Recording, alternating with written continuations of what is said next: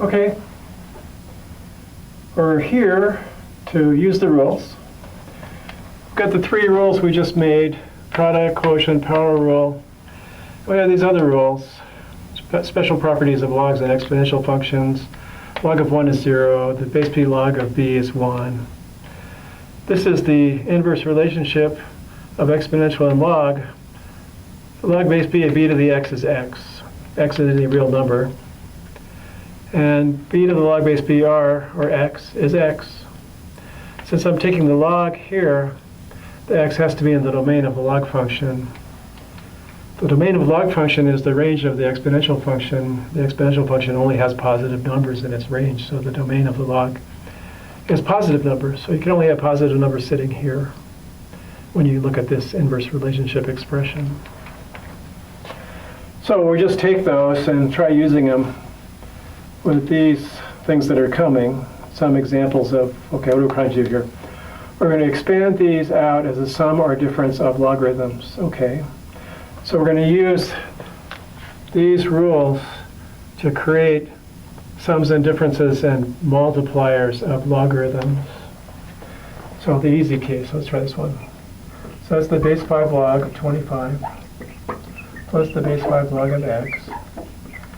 And the base 5 log of 25 is just 2, because 5 squared is 25. So when we're trying to write these things down, if we run into a situation where we can evaluate the log and just get a number, that's simplifying it considerably, we should do it. So I did it. So I'll write down here, evaluate when you can. You might as well. It might save you some grief down the road. And here's a base 7 log, x squared times that. So I'll use the product rule first. Base 7 log x squared plus the base 7 log of the square root of 1 minus x. So we've actually written that as a sum of two logs, but we want to use all the rules we can. That's just the moral of the story for these problems. So now we're going to use the exponent rule. What we want to do is just get the simplest argument to the log function. I want the simplest thing here possible next to log itself. So I can make that an x by using the power rule.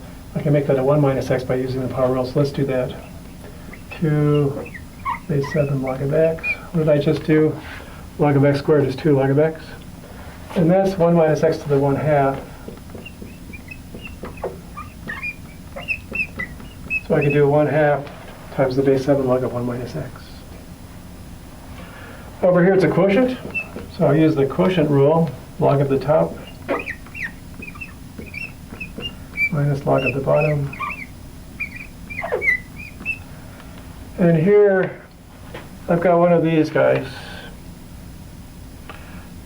Log base something log of b to the something. It's just the something. Something can be anything. So this is just x. And then over here, I've got a minus sign. And I can use the power rule. Square root of x is x to the 1/2. So 1/2 the base 3 log of x.